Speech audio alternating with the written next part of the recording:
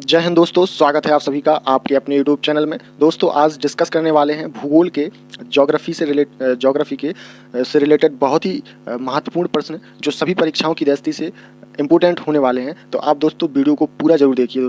दोस्तों आप अगर चैनल पर पहली बार आए हैं तो प्लीज़ चैनल को सब्सक्राइब जरूर कर लें और साथ में बेल बटन जरूर दबाएं, जिससे कि आपके पास नोटिफिकेशन सबसे पहले पहुँच सके। तो दोस्तों देरी ना करते हुए हम चलते हैं अपने पहले क्वेश्चन की ओर। हमारा पहला क्वेश्चन है, दक्षिणी गोलार्ध में सबसे बड़ा दिन होता है। तो दक्षिणी गोलार्ध में सबसे बड़ा दिन कब होता है दोस्तों? तो 22 दिसंबर को। 22 दिसंबर को दक्षिणी गोलार्ध में सबसे बड़ा दिन होता है, याद रखेंगे दोस्तों। हमारा दूसरा प्रश्न है, भूगर्भ के अंदर पिघलता हुआ पदार्थ कहलाता है। वेरी मोस्ट इंपोर्टेंट प्रश्न है और ये कई बार पूछा गया है। भूगर्भ के अंदर पिघला हुआ पदार्थ कहलाता है, तो उसको क्या कहा जाता है दोस्तों? मैग्मा। ठीक है, जो भूगर्भ के अंदर पिघलता हुआ पदार्थ को क्या कहते हैं दोस्तों? मैग्मा कहा जाता है। ठीक है दोस्तों हमारा अगला प्रश्न है, सर्वाधिक विनाशकारी ज्वालामुखी है। ठीक है, सबसे ज्यादा विनाशकारी ज्वालामुखी कौन सा है? ठीक है, ऐसा क्वेश्चन आता है। तो हमारा सही आंसर हो जाएगा बी, प्लियन तुल।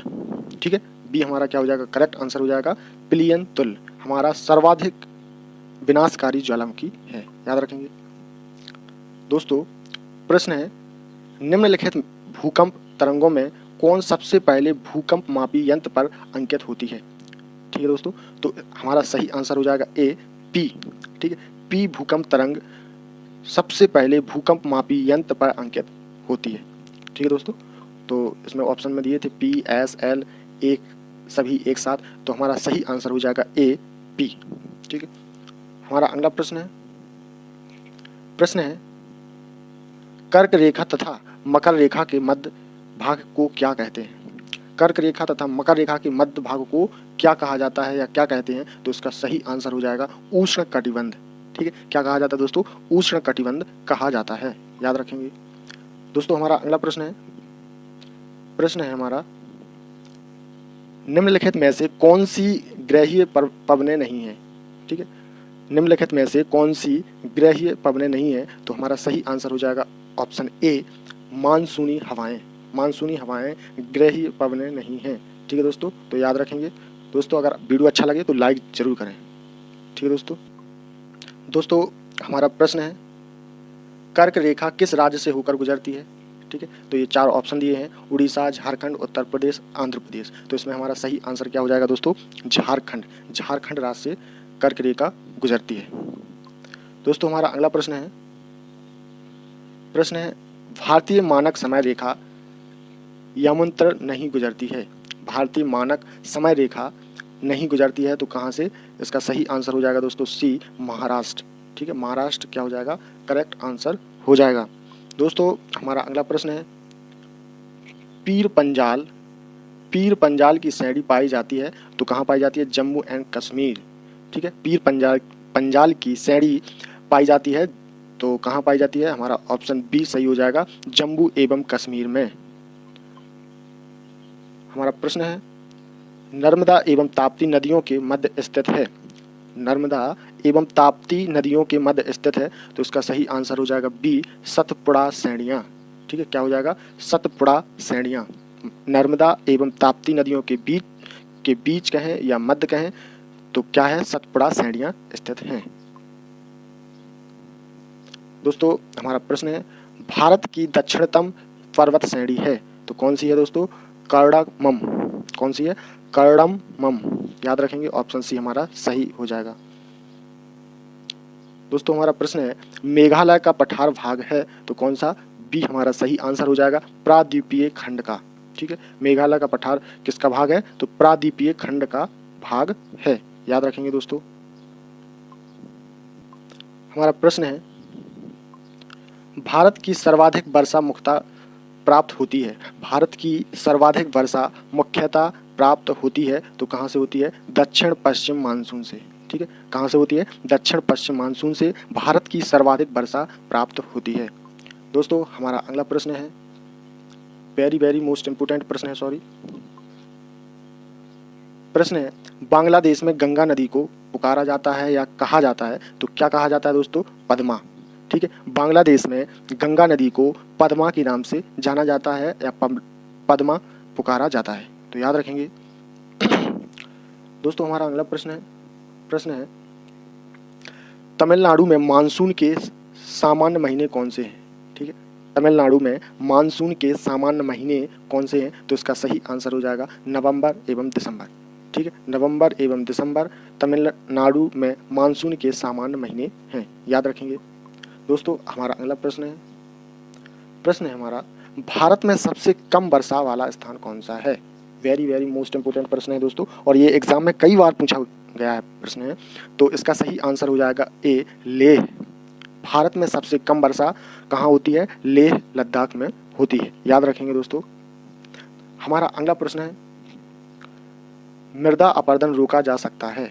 ठीक है, प्रश्न हमारा है कि मृदा अपरदन रोका जा सकता है किससे? वनारोपण द्वारा। ठीक है, ज़्यादा से ज़्यादा पेड़ पौधे लगाएं, ज़्यादा से ज़्यादा अगर वन होगा, वन को हम कम काटेंगे तो पेड़ों की वजह से मृदा अपरदन को रोका जा सकता है, याद रखेंगे। तो सी हमारा क्या हो जाएगा? सही आंसर वनारोपण द्वारा। ठीक है दोस्तों हमारा जो अगला प्रश्न है, ठीक है, वो क्या है? पोंग बांध किस नदी पर बनाया गया है?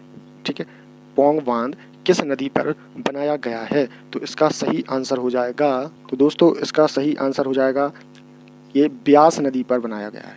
किस पर? ब्यास नदी पर बनाया गया है बांध, पोंग बांध। ठीक है, याद रखेंगे पोंग बांध किस नदी पर बनाया गया है? तो ब्यास नदी पर बनाया गया है। ब्यास हमारा सही आंसर हो जाएगा। दोस्तों अब हमारा प्रश्न है हरित क्रांति संबंधित है, तो किससे है? ये कई बार पूछा गया है, गेहूं उत्पादन से। ठीक है, गेहूं उत्पादन से हरित क्रांति का संबंध है। दोस्तों हमारा अगला प्रश्न है निम्न वायुदाब केंद्र कहलाता है, तो उसको कहा जाता है चक्रवात। ठीक, सी ऑप्शन हमारा सही हो जाएगा, निम्न वायुदाब केंद्र कहलाता है चक्रवात। दोस्तों हमारा अगला प्रश्न है हमारा निम्नलिखित में से कौन सी एक धारा अन्य धाराओं से भिन्न है, अलग है? तो उसका लैब्राडोर की धारा, फॉकलैंड की धारा, ब्राज़ील की धारा। तो ये हमारा क्या हो जाएगा? ए हमारा सही आंसर हो जाएगा। ब्राज़ील की धारा एक धारा से अन्य धाराओं से कैसी है? भिन्न है, अलग है।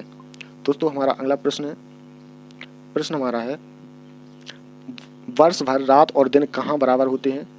ठीक है, तो इसका सही आंसर हो जाएगा सी, भूमध्य रेखा। ठीक है, भूमध्य रेखा पर रात और दिन बराबर होते हैं। दोस्तों हमारा अगला प्रश्न हमारा निम्नलिखित महाद्वीपों में से कौन सा गोंडवाना लैंड का भाग नहीं था? वेरी वेरी मोस्ट इंपोर्टेंट प्रश्न है। निम्नलिखित महाद्वीपों में से कौन सा गोंडवाना लैंड का भाग नहीं था? तो इसका सही आंसर हो जाएगा ए, उत्तरी अमेरिका। उत्तरी अमेरिका गोंडवाना लैंड का भाग नहीं था। ठीक है दोस्तों हमारा प्रश्न है दक्षिणी गोलार्ध में पवन के बाईं ओर विचलन का क्या कारण है? दक्षिणी गोलार्ध में पवन के बाईं ओर विचलन का क्या कारण है? तो इसका सही आंसर हो जाएगा दोस्तों सी, पृथ्वी का घूर्णन। ठीक है, पृथ्वी का घूर्णन इसका क्या हो जाएगा? Correct answer. दोस्तों हमारा अगला प्रश्न है निम्न स्थानों में से किस एक में रुधिर वर्षा होती है? ठीक है, कौन सी वर्षा? रुधिर वर्षा होती है। तो इसका सही आंसर हो जाएगा ए, इटली। ठीक है दोस्तों, इटली में रुधिर वर्षा होती है, याद रखेंगे। हमारा अगला प्रश्न है हमारा एल नीनो बनता है तो ये प्रशांत महासागर में। ठीक है, प्रशांत महासागर में एल नीनो बनता है। हमारा अगला प्रश्न है भारत का वह कौन सा स्थान है जहां बंगाल की खाड़ी, अरब सागर तथा हिंद महासागर मिलते हैं? ठीक है, भारत का वह कौन सा स्थान है जहां बंगाल की खाड़ी, अरब सागर तथा हिंद महासागर मिलते हैं? तो इसका सही आंसर हो जाएगा कन्याकुमारी।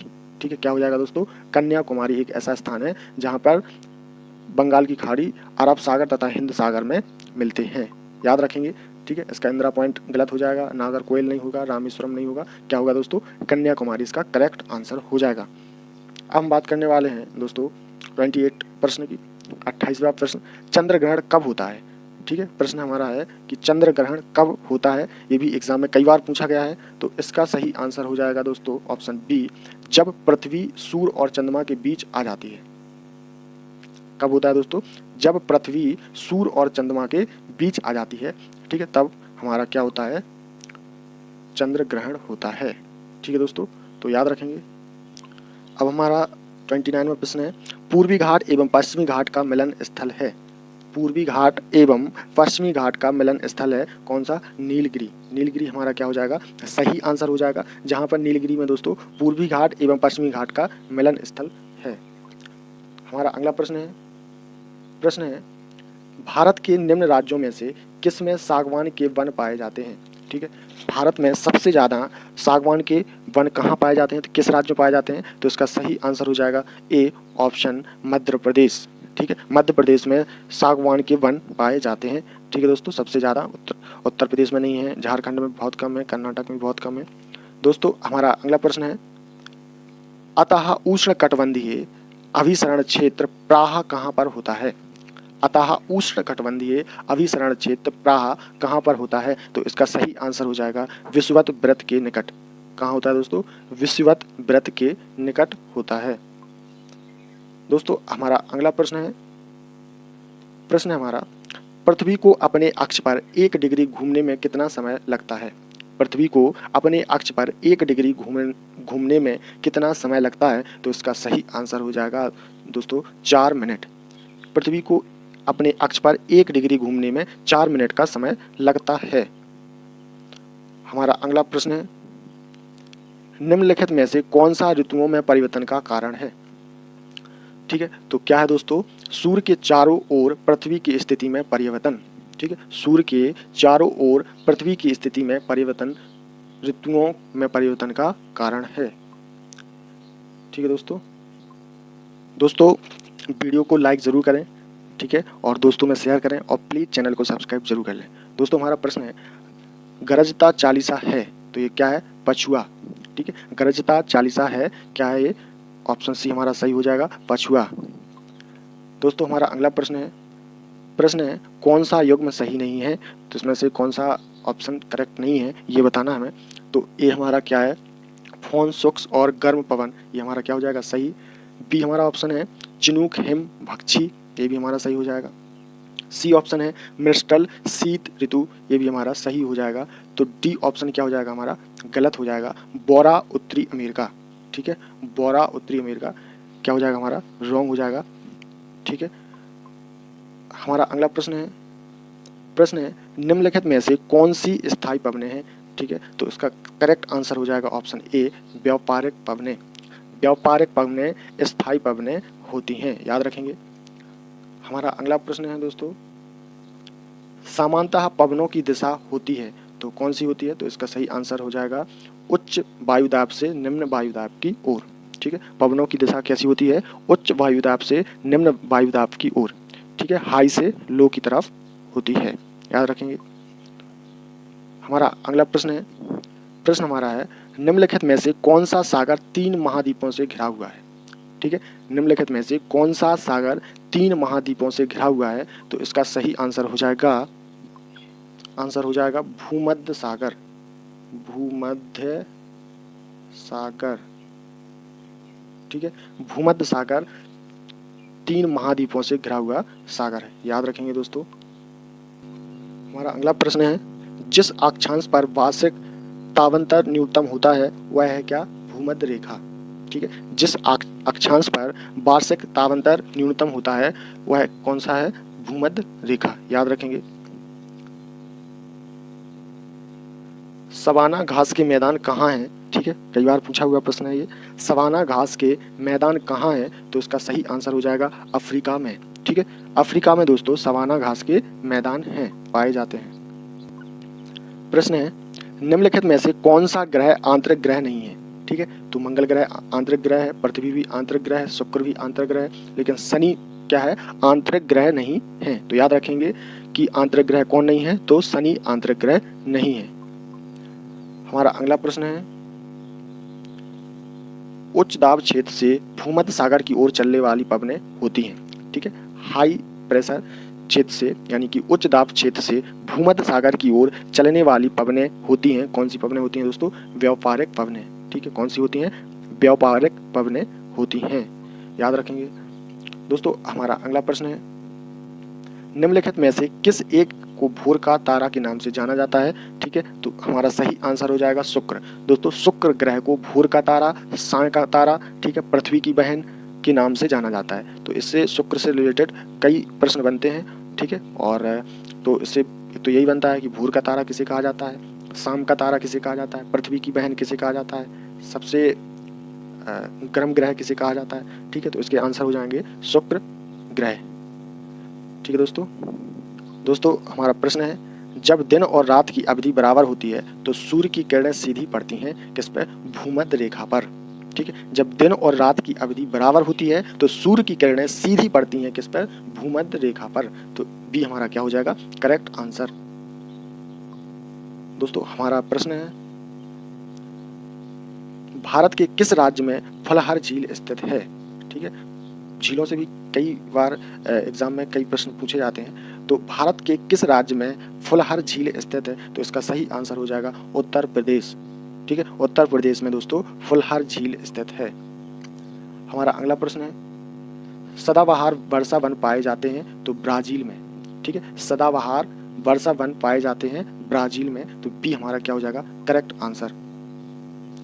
प्रश्न है, कुल्लू घाटी निम्नलिखित पर्वत श्रेणियों के बीच अवस्थित है। ठीक है, कुल्लू घाटी निम्नलिखित पर्वत श्रेणियों के बीच अवस्थित है। तो इसका सही आंसर हो जाएगा धौलाधर तथा पीर पंजाल। ठीक है, किसके बीच अवस्थित है, धौलाधर तथा पीर पंजाल के बीच अवस्थित है, याद रखेंगे।